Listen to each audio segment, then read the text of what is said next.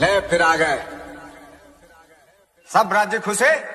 हाँ, तेरे को क्या लगता था कि नहीं लौटेंगे?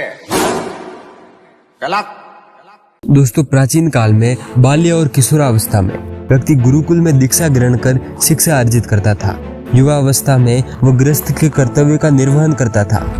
प्रौढ़ अवस्था में वह भौतिक वस्तुओं और व्यक्तियों का मोह त्याग कर पूर्णतः समाज और धर्म को जीवन समर्पित करके कार्य करता है।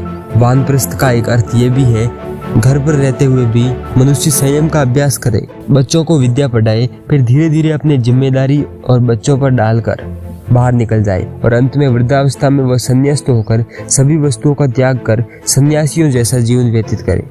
दोस्तों, इसी आश्रम व्यवस्था में पहला आश्रम है ब्रह्मचर्य आश्रम, जिसे आमतौर पर जीवन के पहले 25 साल तक माना गया है। 25 साल की आयु तक हर व्यक्ति को ब्रह्मचर्य का पालन करना जरूरी होता था।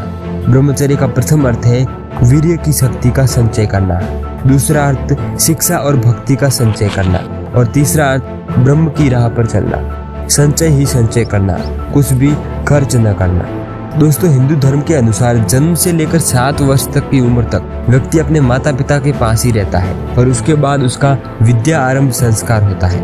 इस दौरान वह किसी श्रेष्ठ गुरु के आश्रम में 25 वर्ष की उम्र तक रहकर शिक्षा, विद्या और भक्ति का पाठ पढ़ता था। दोस्तों, जैसे कि हमने पहले वीडियो में बताया, ब्रह्मचर्य के पालन से व्यक्ति के वीर्य का, शिक्षा का, विद्या का और भक्ति का संचय होता है। उसी संचय से व्यक्ति का गृहस्थ जीवन पुष्ट और सफल बनता था। इसलिए 25 वर्ष की आयु तक व्यक्ति को अपनी शारीरिक और मानसिक क्षमता बढ़ाना चाहिए, क्योंकि इसी दौरान इसका विकास होता है। दोस्तों, व्यक्ति के शरीर में अधिकांश बदलाव और विकास 25 वर्ष की आयु तक हो जाता है। अगर इसके पहले ही व्यक्ति अपनी शक्ति को बर्बाद करने लगेगा तो उसका गृहस्थ जीवन कई तरह के रोग और शोक से घिर जाएगा। दोस्तों, मेडिकल साइंस के मुताबिक 25 वर्ष की आयु तक शरीर में वीर्य और रक्त कणों का विकास बहुत तेजी से होता है।